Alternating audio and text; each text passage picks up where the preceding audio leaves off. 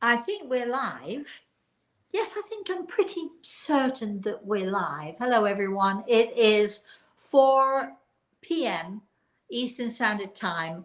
Uh, that is tea time in my country. In England, 4 p.m. was the tea time. It was the time when the tea service came out, and you'd have a slice of cake. This is only in the posh houses, though.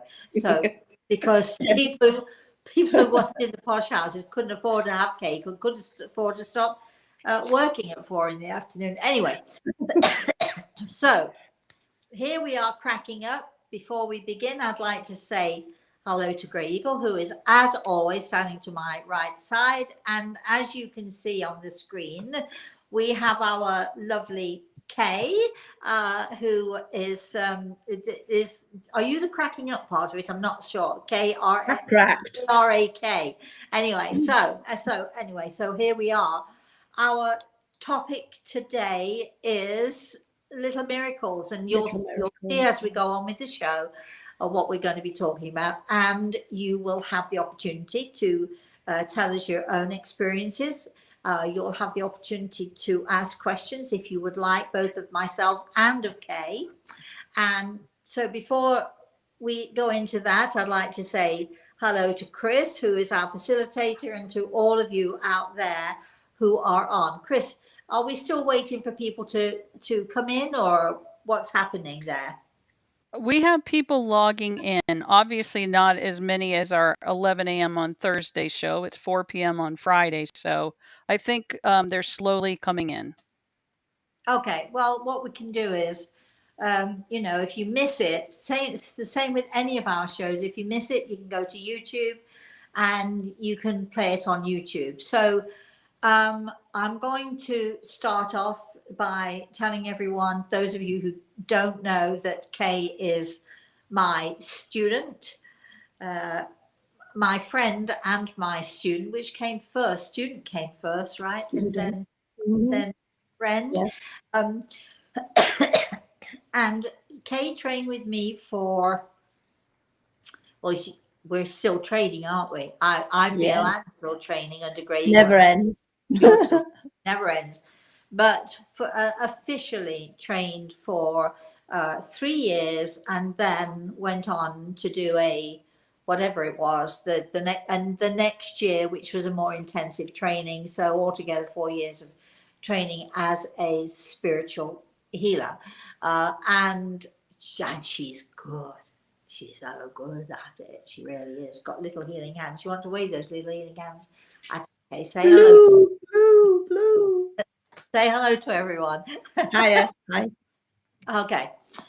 So we thought that it might be fun to give you some examples, because as we're training, as people are training in this line of work, I shouldn't include myself in that, but still, as we're training, as we're exploring, as we're learning more about the spiritual side of things, it is important, I think, for students to sort of occasionally have, let's say, verifications or little signs or little signals or whatever you want to call them, that they are on the right track. I mean, I have so many people who are learning and growing in this spiritual realm. Am I on the right track? Am I on the right path? I had a lady this morning. I gave a consultation this morning to a lovely lady who she's had someone encouraging her to maybe she might want to learn more and so on. But when I said to her, you have lovely healing hands and so on, and her husband who was in the spirit world, is telling me, that she gave him massages when he was sick and used her hands and so on. And so we were talking about that, and people always want to know, am I on the right track? Am I doing the right thing? And so we thought that we would tell you some of the maybe some people might think the weird experiences, some of the experiences, some of the things we can tell you we know are ridiculously hard to believe. Of course they didn't happen. We know people are going to be so skeptical when we tell you this happened and that happened. And I'm just thinking of the one thing I can tell you that you will absolutely say is absolutely not true, but it happened to me. And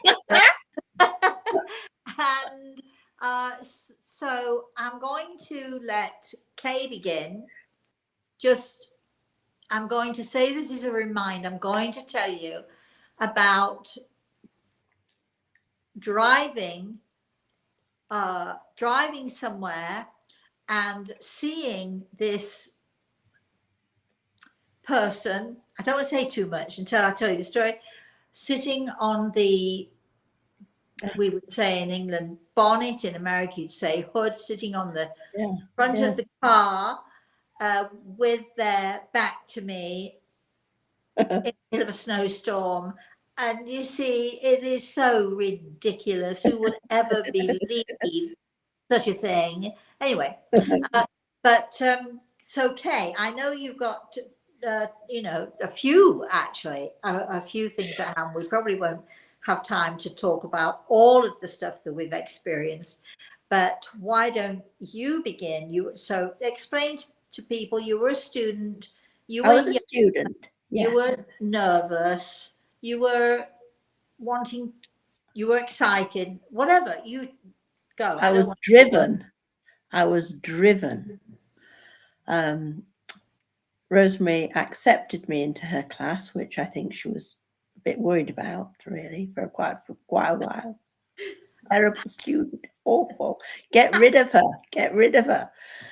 I am the gardener, he said, didn't he? I am the gardener. Anyway, I was still there after a few years, and halfway through, maybe a year or so into training, maybe later, I lived with my farmer husband and my lovely girls, and I was a very traditional farmer's wife. I did a point, weren't they? Sorry? The girls were very young at this. Yes, very young.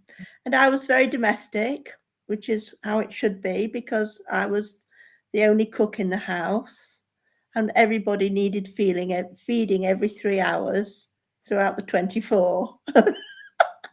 Basically, I had a new cooker, which didn't thrill me in the slightest, but it had to be done. Can I say, I'm going to interpret slightly of Yes.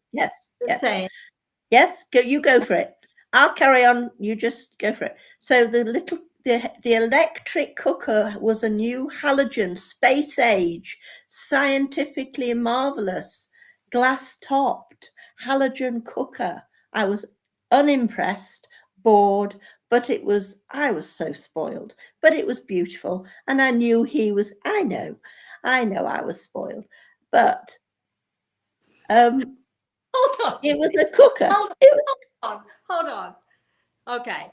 I'm cracking up. Yeah, she's cracking up. Here's the deal. When did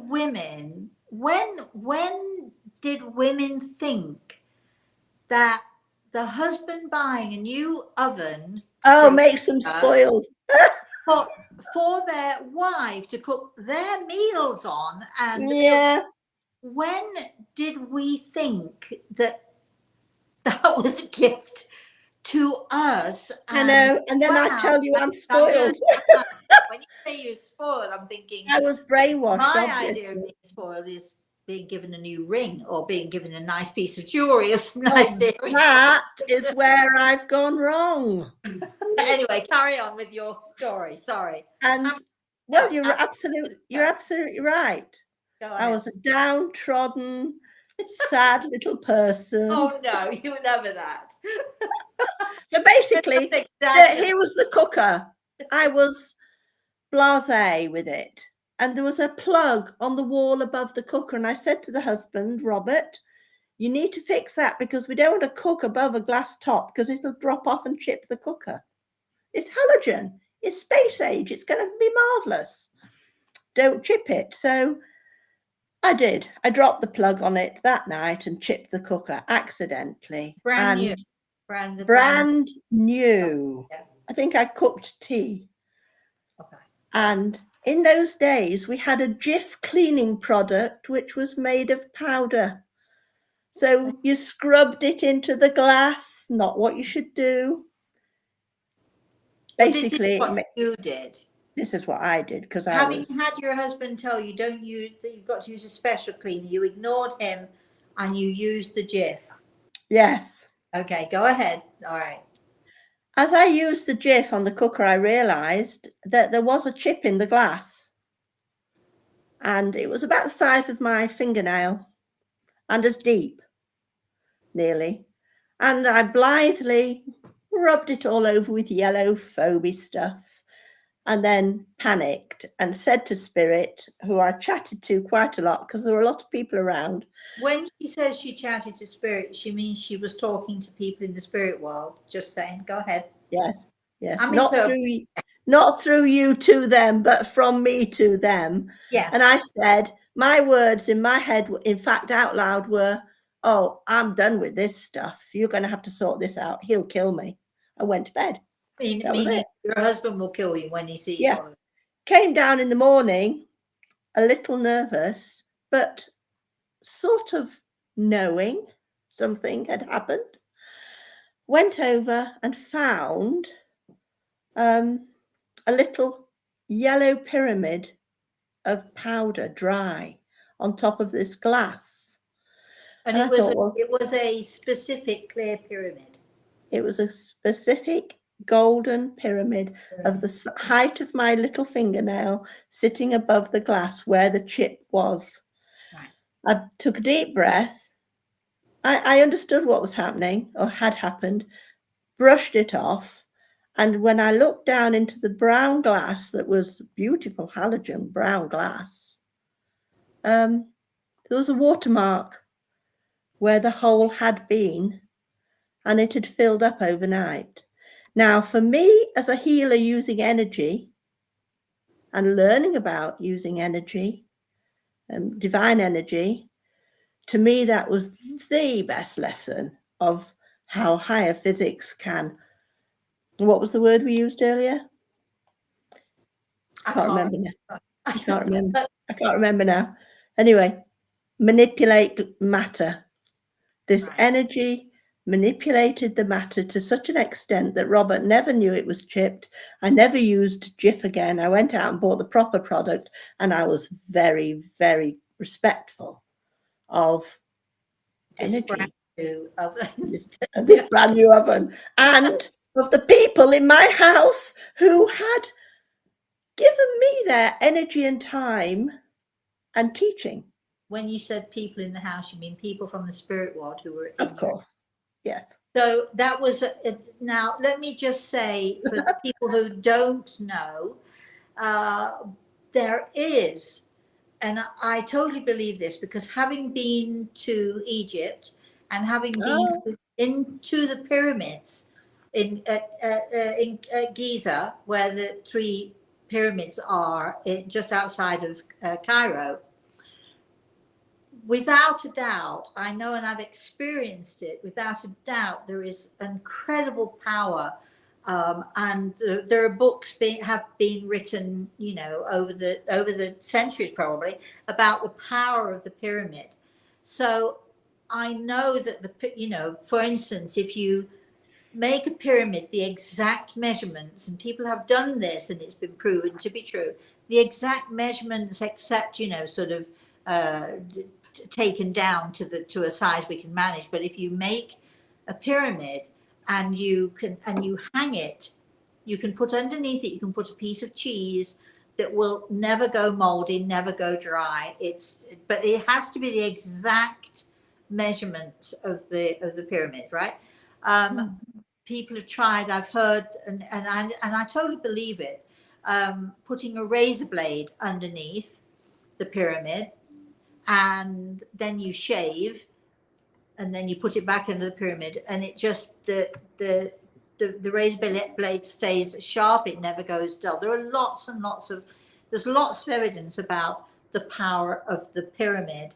And when you're talking about what happened in this little pyramid over that was created without any help from you, but obviously you'd said to the spirit world, you need to help me. They obviously, They did. Yeah.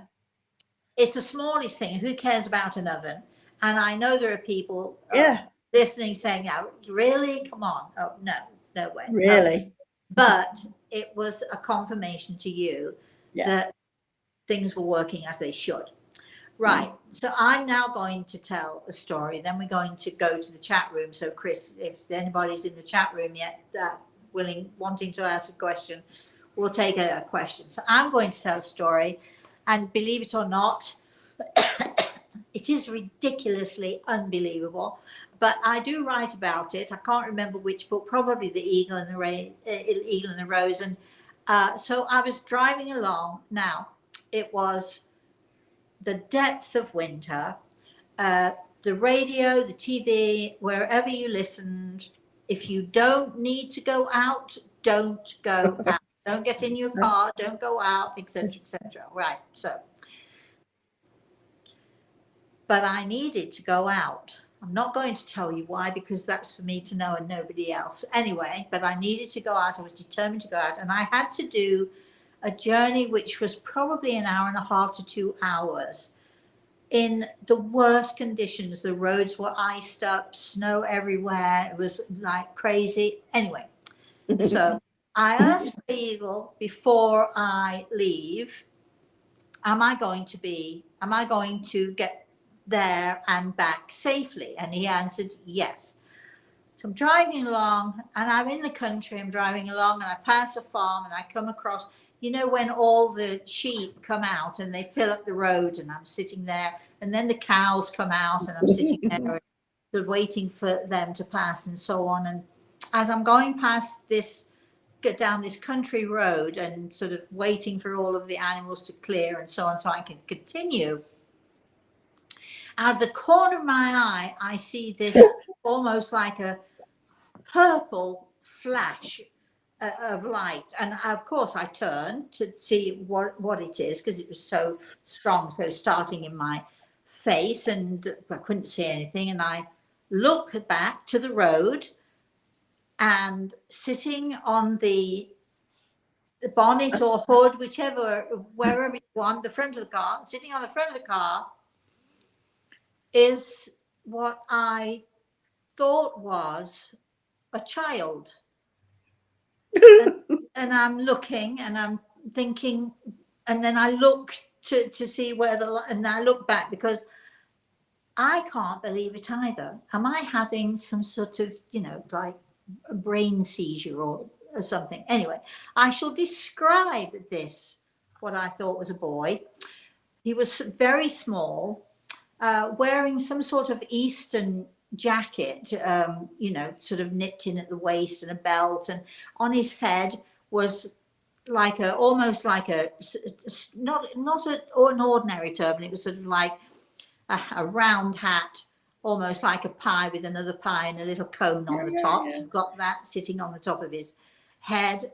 And he had a scarf that was flowing as I'm driving along, because I'm still driving along. Haven't put the brake on yet. I'm just sort of sitting there thinking, what is come on, really? Anyway, I'm looking, and his scarf's blowing in the wind.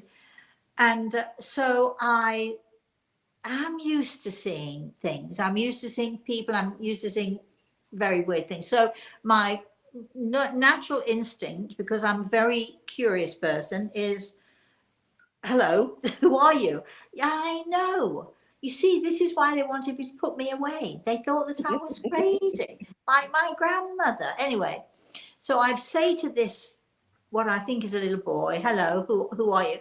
And he turns his head, and I realize it's not a boy at all. It's a man, a beard, almost like a pointy beard, and mustache, and very graying hair. And he sort of turns his head, and he looks at me, and he smiles. He does not give me his name. He smiles and then goes back to whatever he's doing, his job. And Grey Eagle tells me, this is, this guy's going to help you with all this, whatever. So with your travel, I guess. Anyway, he's there. He stays there.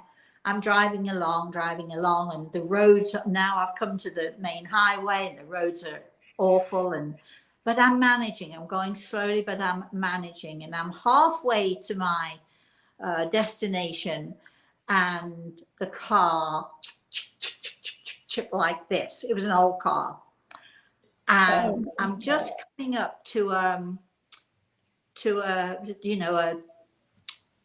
what is it? Gas station. An opening. So I sort of come off the road and I go down a hill. And as I'm going down the hill, the car is now pretty much stopped, pressing the pedal, nothing's happening. And it goes down the hill, and at the foot of the hill is a garage. And the momentum of the hill and so on, I'm able to literally steer the car into the forecourt of the garage, and I get out, and the guy's busy and so on and so forth. Anyway, for some weird reason, the friend of mine that I was going to meet, who should have been another hour's journey, has come to meet me. He's on the other side of the road. He sees my car come on, so he does a spin around. Anyway, the upshot of it is this: I have to leave the car because they're so busy. It's like about 2 or 3 days before Christmas. They're so busy, and we'll get to it if we can, and so on. Anyway, all right. So my friend says there's a hotel somewhere. Let's go have lunch. So we went. We had lunch. We had a great lunch, and we come back to see if the car is ready.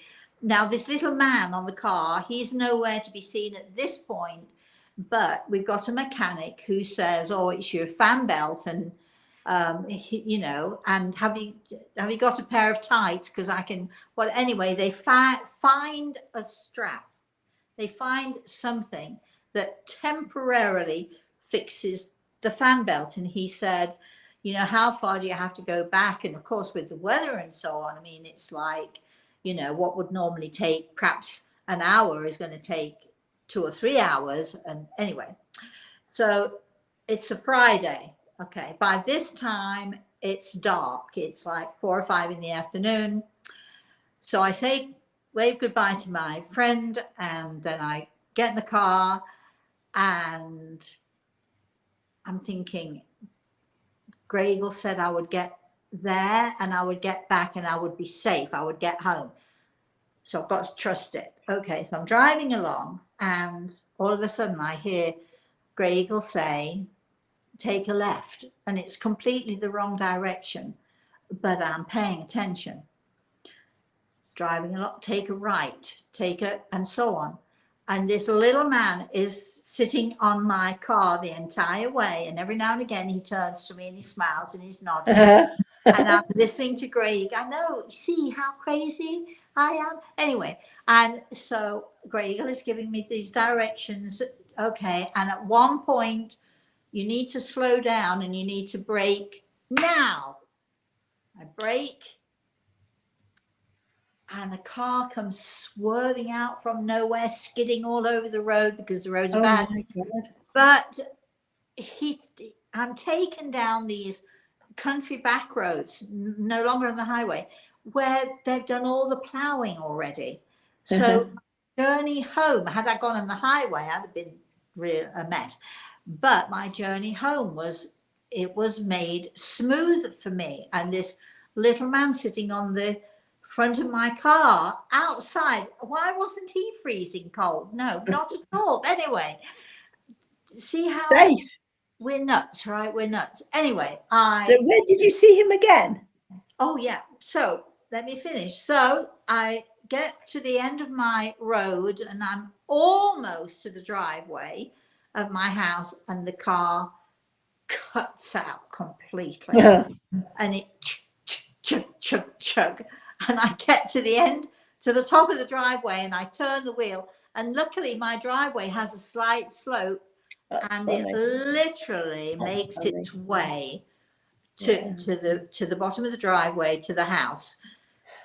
So now all this way back, about 2 hours it took or something. I have no heating. The heater's gone. Everything's gone. I mean, it's just awful. But I get into the house. The first thing I do is run a very hot bath. Fortunately, Samantha's staying overnight at a friend's house, but I have to get ready for my Friday meeting when all of my students are coming, and I'm just like this. So I get into a hot bath and soak for a while, and I'm just in time for people who start arriving to come to the meeting. Yes, I have seen this little man. I've seen him on the wing of a plane. I've seen him when I've gone on a journey that I'm nervous about or concerned about. And I don't see him very often, but every now and again, there he is. And I think, you know, when I saw him on the wing of the plane, I'm thinking maybe what? Say what? But I'm not worried because he's telling me we're going to be fine. So do you know his name? No, I never knew his name, but I can see him in my mind's eye as clear can be. Isn't that nice? And this is the main thing. You know, when we're driving or whatever it is we're doing, sometimes all of us have this experience. We hear somebody say, you know, take a left down this street. I'm not going. That's the way I'm going, you know, or just go, you know, just to go around that corner. And I've heard lots of people say they've had these thoughts, or, you know, don't drive this route, drive that route. Yeah. When you pay attention, as I was listening to Gregor and going completely what I thought was the wrong way. I mean, I could have been lost in the wilds of England. Yes, there are wilds in England. Anyway, I could have been lost, snow covered, snow driven. I could have been lost. But this is one of those times I talked on the show yesterday. We all can say that we have faith, but do you live your faith? And when you listen and you allow yourself to be guided, that is when you're living your faith. And this is what happened to me. So yes, very, very weird story. And I understand and accept if you think I'm crazy. Yes, well, you know, they tried to put me away and they failed again and again and again. Here I am. Okay, Chris, do we have any questions or comments so far? We do have a few. Judith started by saying, I remember this story. Totally believable. Weird, but believable. You've told us so many unbelievable stories online and in your books. I love it. Okay. Anyone else? Before I'm going to go to Kay again. So Kay, give your next experience. Yeah, we have two more. Okay. All right. Lori had a situation where the gardens were blooming and they had to put everything away into the refrigerator, but it had been lent to them by her sister. Her sister needed it back. So they had to go and find a cheap one. And the neighbor found one for free outside someone's place the same day. Nice. We like it, don't we? That's when we know we're being taken care of. Okay, next. Then we have Pearl. Pearl says a tree spirit told her about the toxicity of wearing polyester. She says, we were at the park with my son and he was sweating on a hot summer's day. She saw him looking flustered. He kept pulling at his clothes and told her that it kept getting stuck to his body. Then she heard me say, he is wearing polyester. And at the time, I didn't even know what polyester fabric. I Googled it, and then the tree began to show all the ways polyester has intoxicated us through the years and how it's harming our world. Fast forward to 2024, there have been new reports that men have particles of plastic in their private areas. The day was the store and bought my son some new clothes, and he uses nothing but cotton now. Well, I can totally believe that, and I have had experience of tree spirits myself. So, Ooh, tell. and okay, I want you to tell Tell. another story of yours. How about the vacuuming one? What about that Oh, one? yes, I'm such a domestic goddess. You said it in the beginning. No, I'm not. I never was. Oh, So, actually, don't then. Don't tell us that one. Tell us something yeah, else. I'll tell you that one. Only because it was so fast and happened so quickly and so unexpectedly in the middle of a working day. Husband farmer busy, house empty, me pushing this flipping Hoover around. Vacuum cleaner for those who don't know what Yes, to do. long lounge, a long sitting room with a big It fireplace was a at nice one end. house. It was a beautiful Beautiful house. house. Yeah. She Loved the wasn't very house. spoiled, just saying.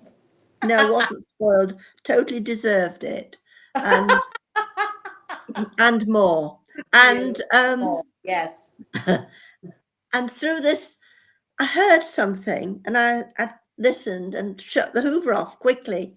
And I thought I heard something coming from outside the house. So I shut the Hoover off, walked towards the fireplace and stood really still. I mean, really, really still, because I was alarmed and a bit frightened, but not fearful, just Wondering what it was. wondering what it was, but antennae out. I was casting and looking and thinking. And I thought, oh yeah, I'm going to be really still, because I heard like a windsock noise coming towards me, and it felt like air being pushed towards me really Just coming fast. down the chimney now. Coming down the Sorry? chimney towards you now. Something like that coming through the Okay. fireplace. And then I realized it sounded like a train through a very long tunnel, and it passed me, and it must have been the size of a train and the sound of a train and the speed, and it passed me, and it was like a huge energy force went past me so fast, and it just glanced the side of my cheek, and nothing was disturbed, that nobody else would have known that what I was thinking or feeling. And I stood very still for a while afterwards, and in my mind I heard, this is the energy that is out there. Basically, don't play around with it until you know what you're doing. Right. And then the next thing was, we never give carving knives to children. And so it was a sort of a warning, a sort of a like, heads up, this is coming at you, keep still, unless you really want your head blown off or your hands blown off. So basically, Take care. I Take think care. what they were trying to say to you in that instance was this: what we do and how we Yeah. create energy and Yeah. what we do with energy. It can be so powerful. I'm thinking of my experience of the felucca in Egypt and how I created the wind. And yes, Grahil and I created wind. That's a whole other story. May or may not have time for that. That's a good one. That's a good one. But my point is, as far as your story is concerned, this energy that we create, it can be so powerful. And basically, I think you were being told, don't muck around with it. It can be used wrongly, used in the wrong hands, used for the wrong reasons. It can be dangerous. And we are children when it comes to this subject. We're like, we wish we knew more, but really there's so much more. No matter how much you think you know, there's so much more to know. And we are children playing around with this energy. And I think what they're saying to you is, you don't put a dangerous thing into the hands of a child. If you're going to use this energy, you want to create this energy, and you want to be involved in this work, and you want to be involved in this whole spiritual network, this, and connect in and tie into that universal God force that is out there, you have to do it responsibly. You've got to be very responsible with it. don't muck about with it because it can be dangerous. It was a big lesson in respect. Yeah. Okay. Big. So, Chris. All right, we have Leslie asking you to tell us more about your grandmother that had the same abilities. Okay. Now I'm going to tell you this, and then I'm going to ask Mary Lou if you have any comments or anything that you'd like to say. Because remember, we've got Mary Lou here with us as well. We don't want to ignore you. You know, It's okay. She said, "No, it's fine." All right. I will tell you briefly. I write about my grandmother. My grandmother Eliza. Now, I never met her. She died. Well, that's not true. She died when I was 6 weeks old. So I don't remember her. I never remember seeing her, having any connection with her. But she was my mother's mother. So, Grandma Eliza, excuse me, used to hear voices. And they would terrify her. And when the voices got to be really, really strong, or they seemed to want to take over her, of course, she had no idea what was happening. She had no understanding of it. So she just thought, that she didn't know where these voices were coming from. So when they came on really, really strongly, she would put herself into the care of this particular facility in the city of Leicester, where I was born, is called the Towers, and you can Google it. It's this big old Victorian building, huge building that has lots of towers all around it, which is hence the name, the Towers.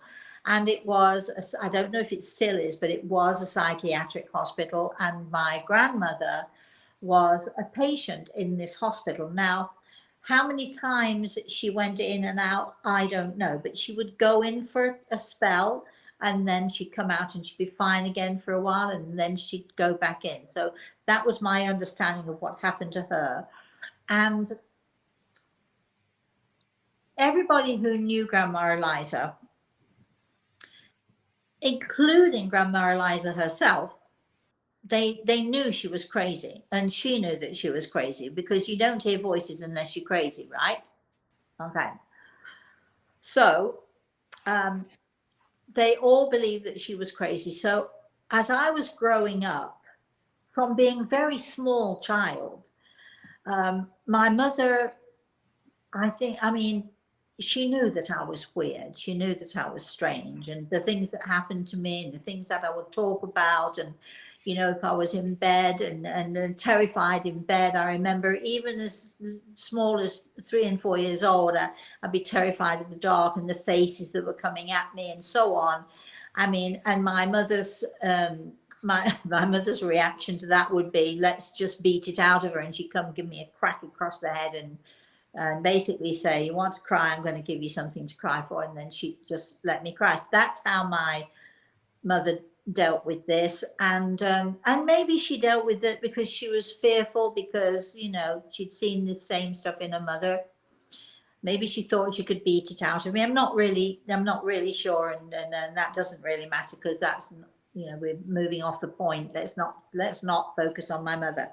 But my grandmother believed that she was crazy, and my mother would threaten me from a very, very young age and all the way up into my teens, if you're not careful. And it could be the smallest thing. It could be the slightest thing. It could be a look. It could be something that she perceived I'd done, or a look that she perceived I'd given, or whatever it was. And she would threaten me. If you're not careful, you'll end up in the Towers like your grandma.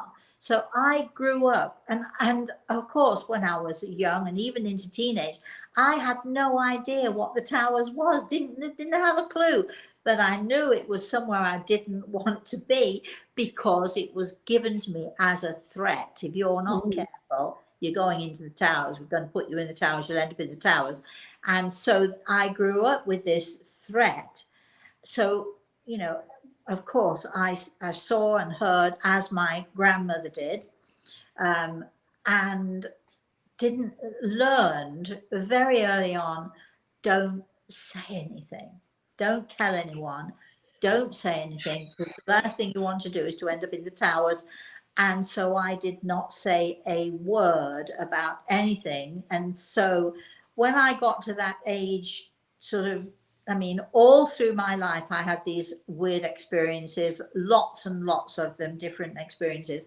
And you can read about that in my books if you so choose. But it was only when I got to my early 30s, my very early 30s, when this guy looked at me and said, you know, whatever it was, he said, I understand you. And I'm not going to go into that because, again, you can read about that experience. But I denied and denied and denied.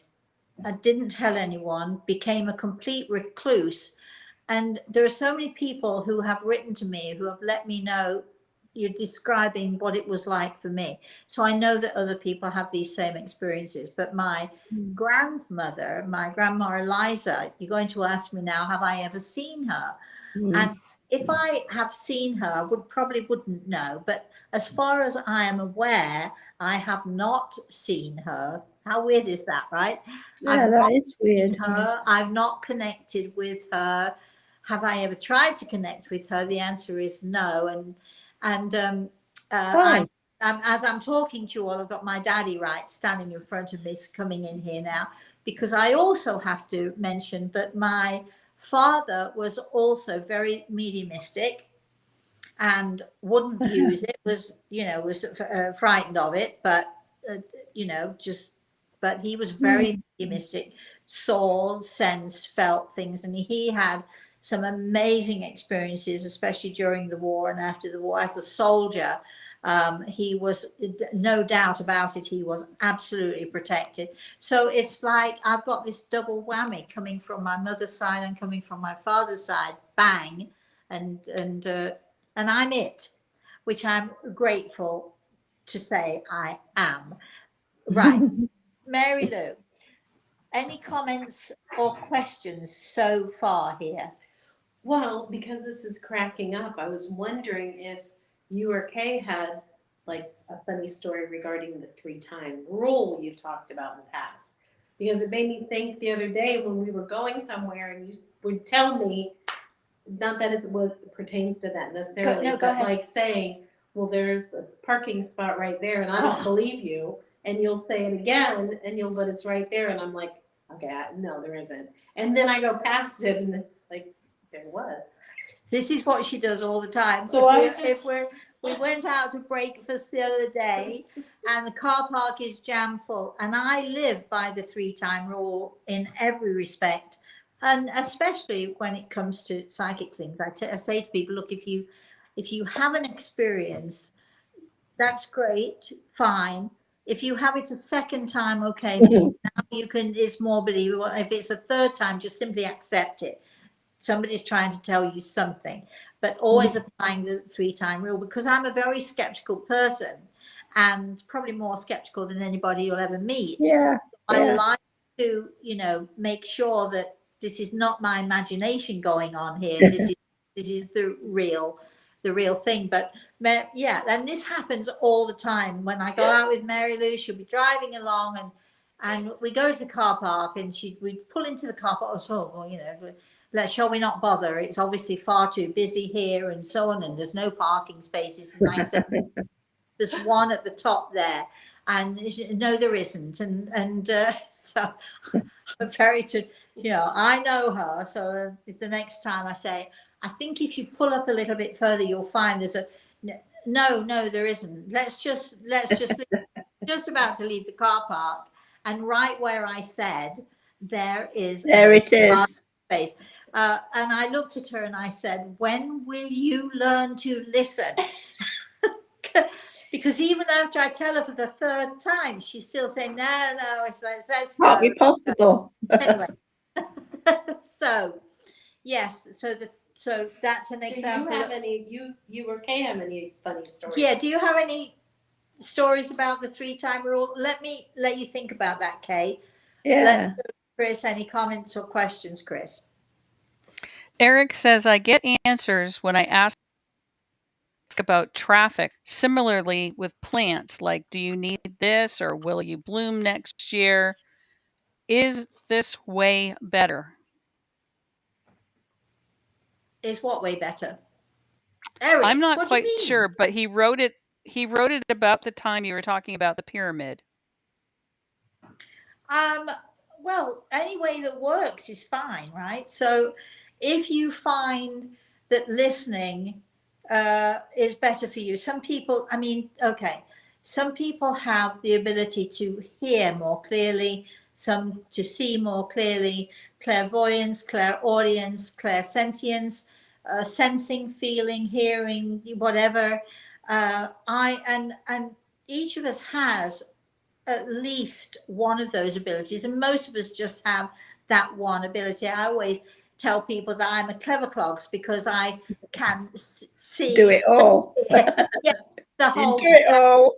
which is why I'm able to I mean, as soon as I sit down to work, and when I say work, I mean it's just checking, looking, connecting.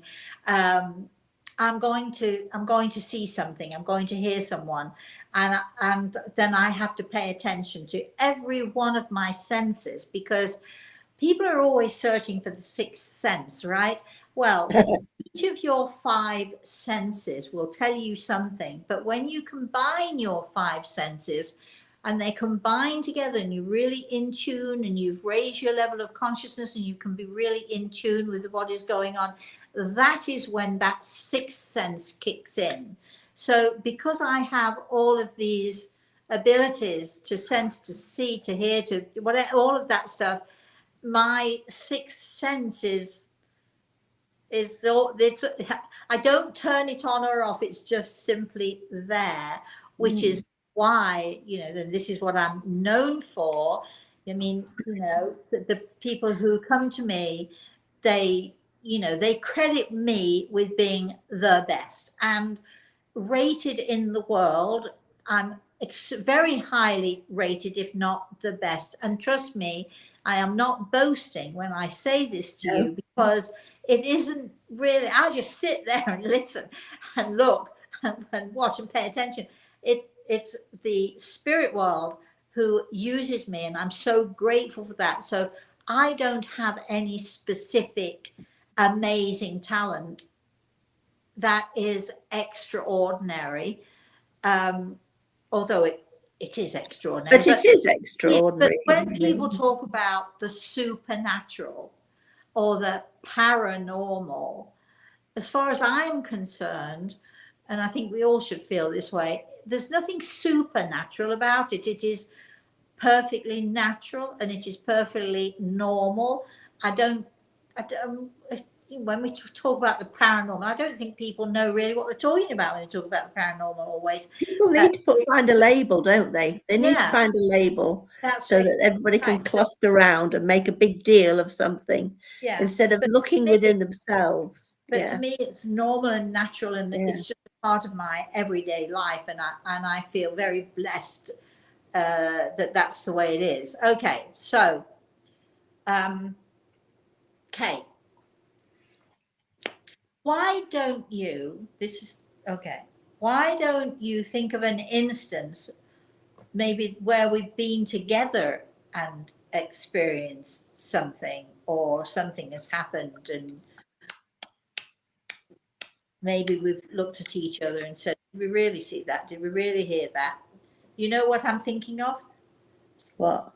I'm thinking of the cottage. Oh, yes. I was thinking about that this morning, actually. I'm thinking about the light box. Yes. And the tree through the house. Yes. Yes. And the 3 artists. Do you want to tell a little bit? No. I'll interject.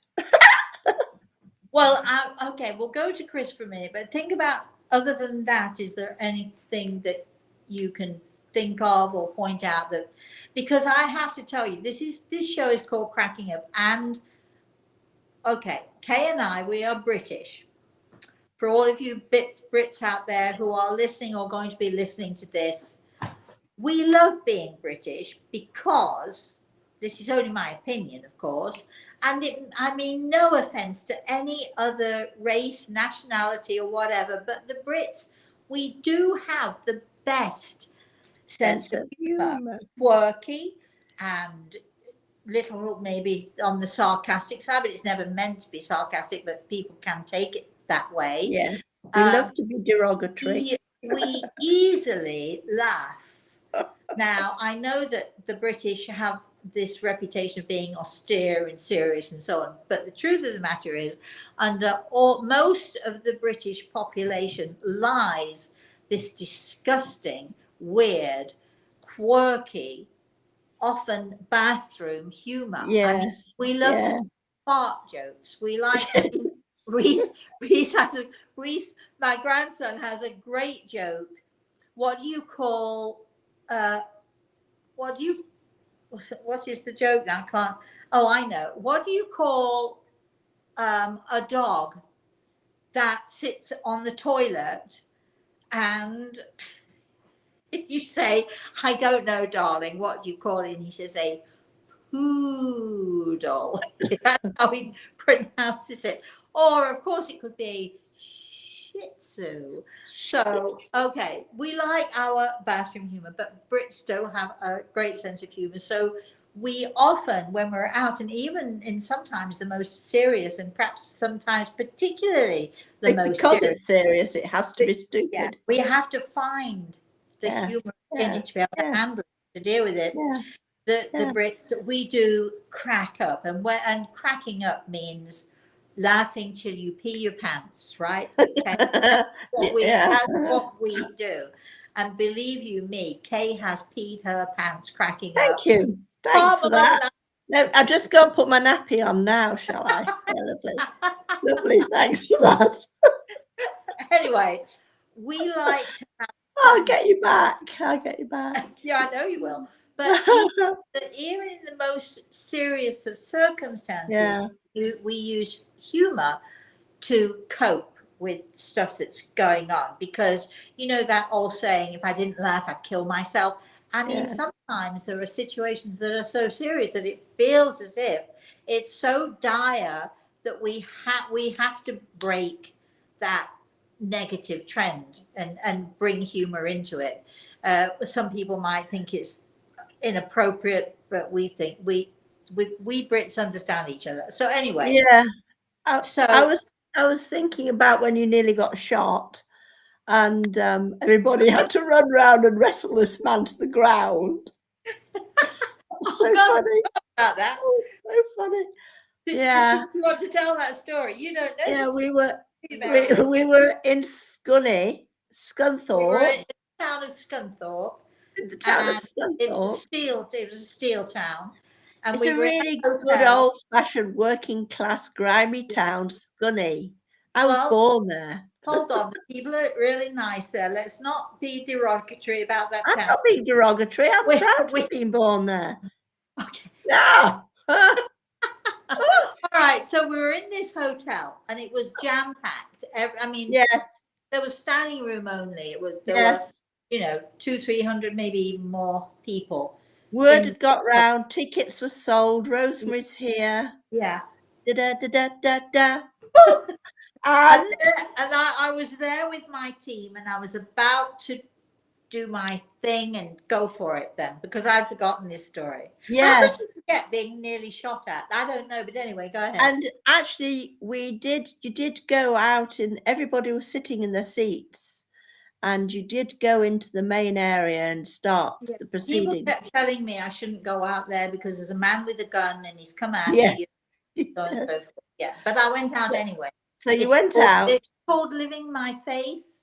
And then there was a lot of noise and scuffle and shouting, and suddenly everybody's sort of looking round, what's going on, and some of your healers, some of the guys in the group had wrestled this guy to the ground, and he got a shotgun. He got to come in with a shotgun to sort you out.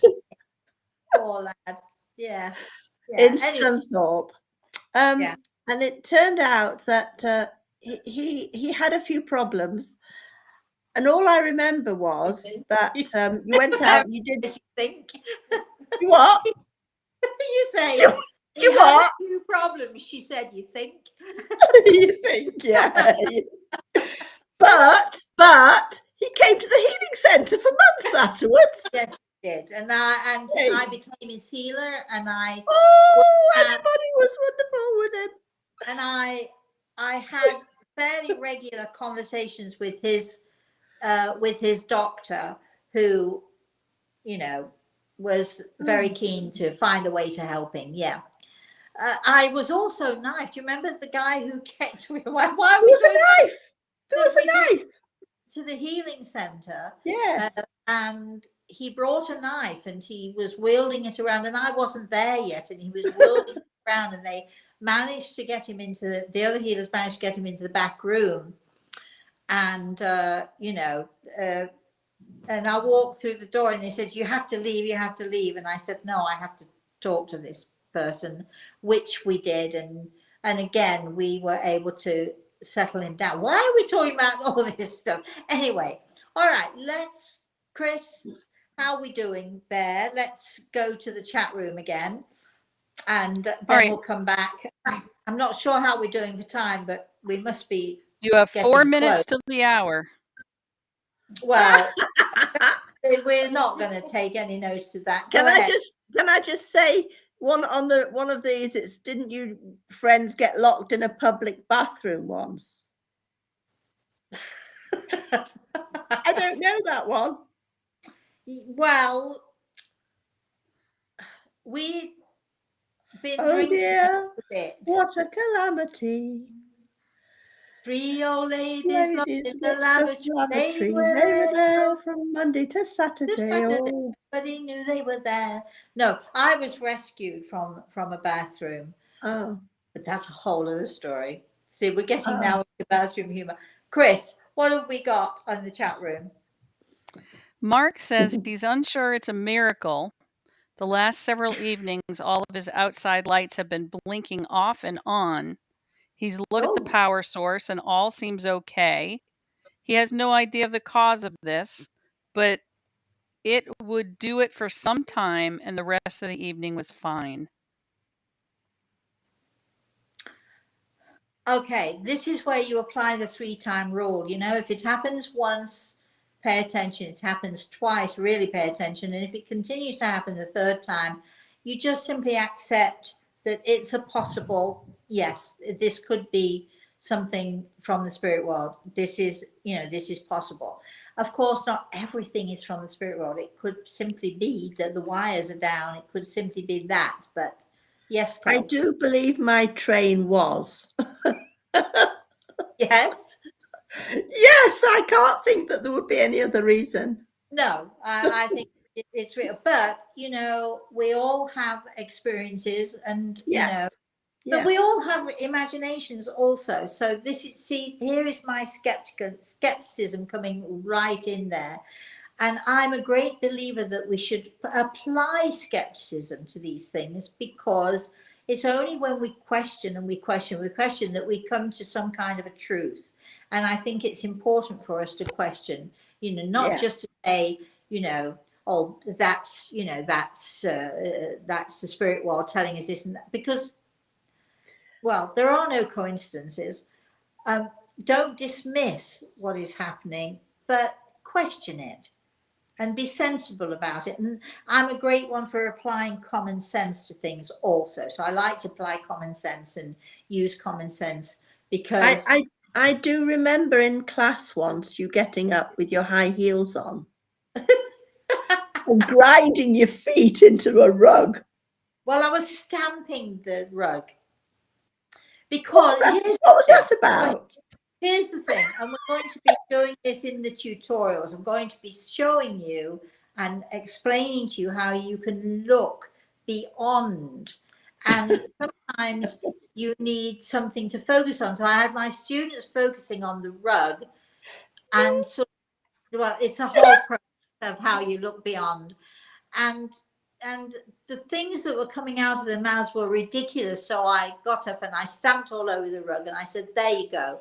All of those people that you're seeing, they're all dead now. So let's start again. It was just a way of showing people that your imagination, if you allow it, your imagination can run riot. So you have to rein in your imagination, and you have to find a way of finding what is real and finding what is true. I once, years and years and years ago, I was at a spiritualist church, and I was, giving. I was the main speaker there, and afterwards, this lovely lady, she's a very kind, very gentle lady. She sort of gently put her hand on my arm, and she said, "I just want to let you know, I can see a mermaid lying across your shoulders, and her tail is all wet." And I'm looking at her, and I didn't want to be rude, and I didn't want to be mean, but I knew that her imagination had run crazy.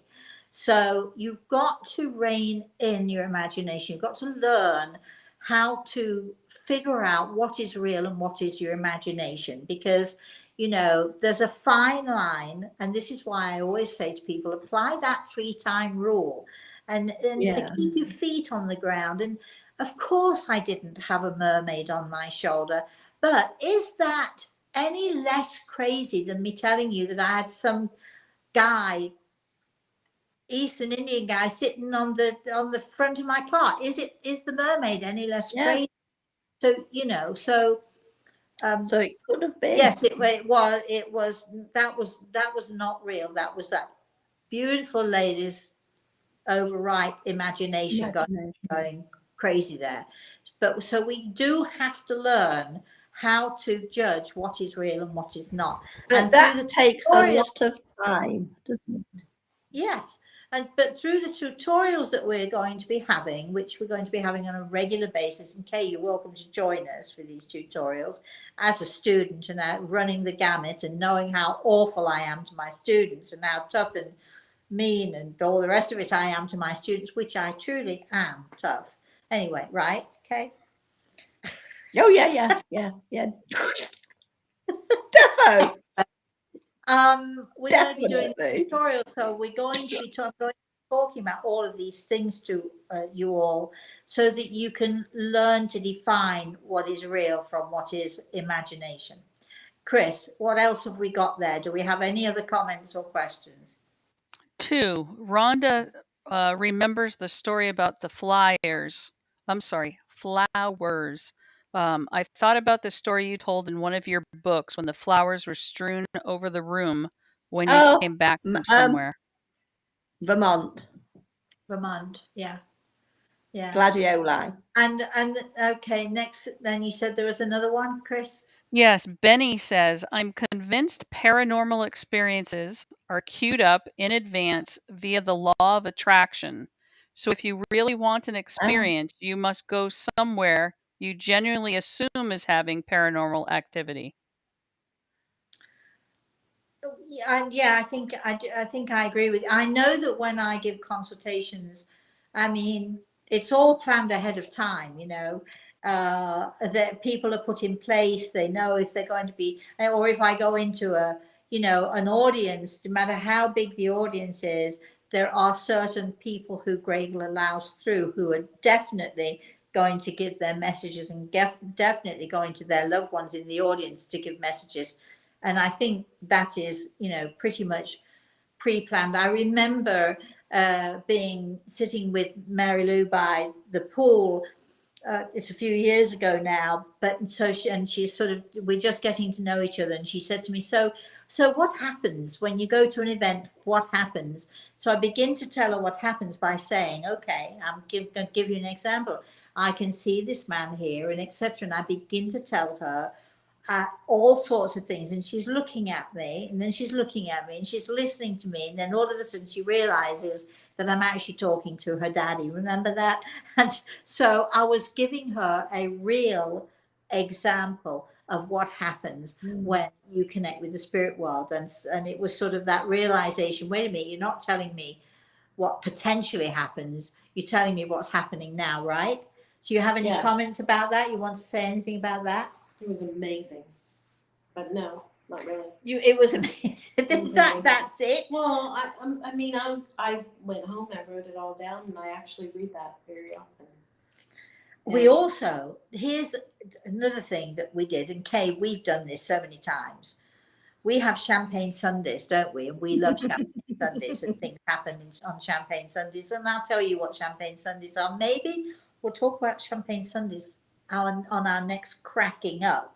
Mhm. But when Mary Lou was here, and there were 2 or 3 other people here, and they know now what to do. So every now and again, Mary Lou will say to me, can we get some chocolate ice cream? Which means, can you read my plate? Somewhat similar to reading tea leaves or beer foam down a glass, or anyway. So we got the plates. Mary Lou ran out, got chocolate ice cream, came back with it. And then, you eat the ice cream, and then you can read the residue of it's called your energy is totally in that. So, okay, so this particular time we're doing it, and so she hands me a plate without looking at it when she's finished, okay, and she's waiting to see what I can see. And it's very clear. I mean, you don't even need to be psychic to see it. It's very clearly a fetus in the womb. It's a baby in a womb with the cord and everything. And so I look at this and I say to her, now you look at it and you tell me what you see. And you couldn't mistake it, and everyone there could see it very clearly, all spelled out in chocolate and on a white plate. It was so clear. Mary Lou took a photo, right? You took a photograph of this because you could not mistake it. Okay, so I said to her, this is to do with your daughter. And so she went home and she debated, thought about it. Do you want to tell this story? No, go ahead. She went on, she debated about it. She wondered, should she tell Melissa what she should do? But she had the photograph. And then I think it was the next day, she said to Melissa, her daughter, I just want to show you something. And she explained what had happened. And Melissa looked at it and looked at her mother, and she said, you did this with Rosemary? She said, yes. And she never said a word. And then we were all invited out to dinner the very next day. And so there was Melissa and her husband and Mary Lou and I and a couple of other people, where they announced that she had just found out that she was in fact pregnant. So talk about, and wondering when her mother showed her the photo, she's wondering, how did her mother know before I told her what's going on? So there are so many fabulous, wonderful things and wonderful experiences that we all have, and that I think you'll agree was one of those. Yes, right? Definitely. Okay, and Melissa, who didn't like me at all at first, now loves me to pieces. Just saying. Okay, Yes. now that's true also, right? You scared her. Anyway, all right. So Yeah. So Kay, think of we're coming to the end here, but if you can think of anything else that you would like to say, I'm going to Chris to see if we have any other questions, and then it's over to you, and then we're going to wind up this kRAk-ing up. I've actually cracked up a few times on this show. We hope you listening have cracked up a few times on this show. Chris, what have we got here? Pearl says, the day I found Rosemary's book, my guides told me to turn around while I was driving and stop at this book box where people place free books and you can take, but you have to leave one. So I grabbed Rosemary's book. It didn't even have an actual cover. It was red and only had the rim title and said RA on the front cover. All right. Well, I hope you enjoyed it. Obviously you did, because here you are, Pearl. You just get everywhere. Anything else, Chris? Mikey says, you ladies have made my day. Thank you for the laughs. Oh, Good. that's nice. Good. Well, thanks, Thank Mike. you. Anything, Chris, quickly? Rhonda says, I Anything love else? it when something is so funny, you laugh so hard you can't talk. Yes, we've had so many laughs, haven't we, over 30 odd years, 40 years. You remember we were all in Vermont. My English team had come over. We were in Vermont. We had been to a bar, because they'd never been to a bar before. We have the really good never been to a sports. bar, and we had cocktails. We came home and we were in the bedrooms, sort of, bedrooms sort of across the hall. We were all talking. We were laughing. We were going to have another cocktail. We weren't quite drunk yet, but I remember one of our team, Jean, she literally, she's standing there in the hallway, luckily not on the carpet, and she looks down. I don't know if you remember this case. She looks down and she looks at me. She says, "I peed my," and literally the pee was trickling down her legs and onto the floor. She'd laughed so hard, she literally had peed herself. Anyway, so we've got. That's just what we do around you, you see. You make us. My friend Joan, who's also part of the team, she would say, ever since I've known you, she says, I've never laughed as much and I've never cried as much as since Yes, I've it's known true. you. Yes, And yes. it's true. We cry. There's so much pain and hurt and trauma. We try as healers to do our bit to help and to help people survive that and to overcome their issues. But we laugh so much when we're doing this, and we do love to laugh, right, Kay? Do you have anything else that you would like to say? Because we do have to. Gary said something a bit strange. Yes. What about you Brits topless in the back of the Vermont house? I don't know about that one. What house? The Vermont house. This is Gary. Oh, geez. Explain yourself, Gary. I don't know that. True that I'm topless. I tell you where we were topless. My friend Joan, remember? Well, of course you know Joan. She would come here to Florida, and we were here one night, and it was late, but I had the lights on around the pool, and we're just sitting there. We're having a little drink or so. And Joan said to me, she said, I've never been skinny dipping. I said, oh. So we literally strip off, both of us. Oh, that's we dive great. into the pool, and we're sort of floating around the pool. And it suddenly occurs to me, because I live on a lake, it suddenly occurs to me that we're backlit by all of these lights, and anyone across the lake could definitely see what was going on. And for one moment I panicked, and then I thought, oh, what the heck, we're having a fun time. But then we had to get out of the pool with the lights still on.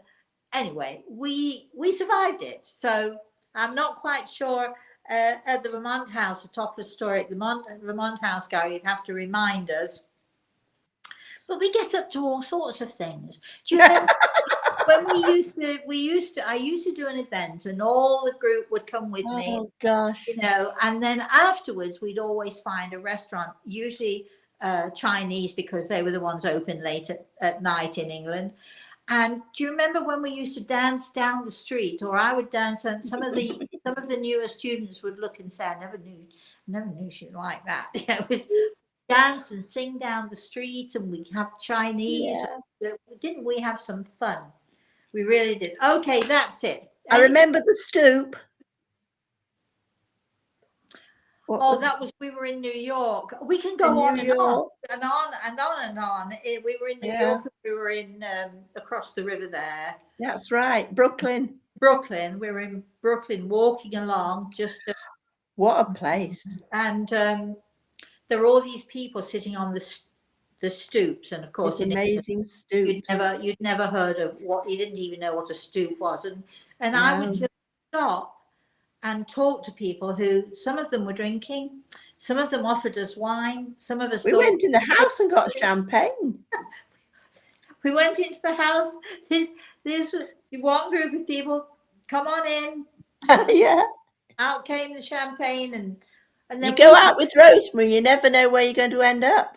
You don't. It's so true. No, it's true. So true. All right, we are going to be doing another cracking up next month.